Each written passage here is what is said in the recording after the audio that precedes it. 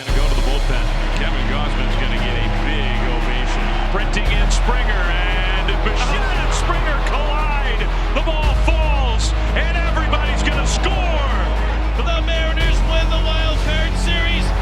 He's taking the ball from Barrios. Alex, he's been itching to do that, and now he's going to his left-handers.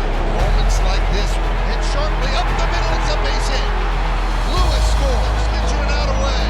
Swing and a miss. Finally, 21 years in the making.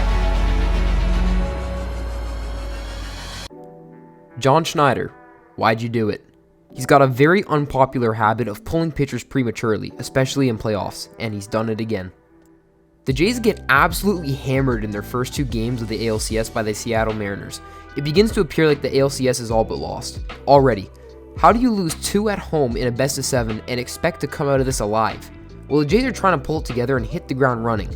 They come out mashing in both games 3 and 4 in Seattle, miraculously tying up the series at 2 apiece. And I think every Jays fan is going, oh my god, they might actually do this. Game 5 comes around and it was as close as it can be. You hand the ball over to their ace, Kevin Gausman, who throws almost 6 innings of 1-run ball. And you basically can't ask for more in a playoff game. You pass the baton to Louis Varland, who works through a clean inning and a third. You get a 2-1 game where the Jays hold the lead going into the bottom of the 8th. All you need is 2 clean innings and the Jays are a win away from the World Series. Then it all came crashing down. The Blue Jays have 2 very good relief pitchers, Sir Anthony Dominguez and Jeff Hoffman. They are the high leverage guys of the team, meaning they get the ball in the tight situations. But John Schneider decides to send out Brendan Little. And why is that? Because somehow he believes that's the better call here. Okay, let's break it down. In baseball, there is a considerable advantage to making a left-handed batter have to deal with a left-handed pitcher. Across the league, it is very obvious, as lefty-on-lefty matchups result in a miserable .216 batting average across the MLB. But here's the biggest problem. Seattle was sending up Cal Raleigh, Jorge Polanco, and Josh Naylor. Cal Raleigh is an MVP candidate who mashed 60 home runs. While he did hit for about a 50-point drop in his batting average as a righty, it's not that huge, and he still clubbed 20 home runs from the right side.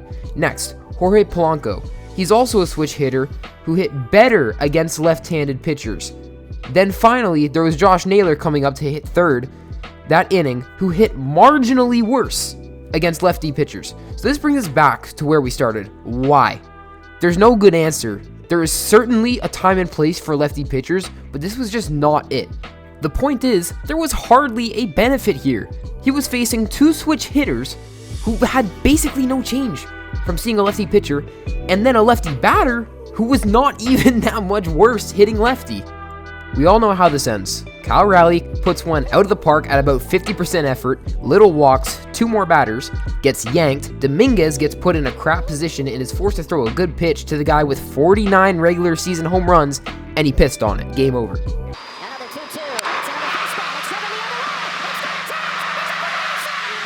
The reality is, the series is not gone yet. These are the comeback boys, the team with the most come-from-behind wins in the league this year. Now they've got to do that in the context of a series. I just think that the most irritating part is the Jays and Seattle are in a race to win 4 games. It's like the Jays were that cocky kid that gave his friend a head start in the race, then ran hard to take the lead, then felt so good that they shot themselves in the foot thinking they can still win the race. Why can't we just win the race normally? Thanks for watching, and hey, consider subscribing.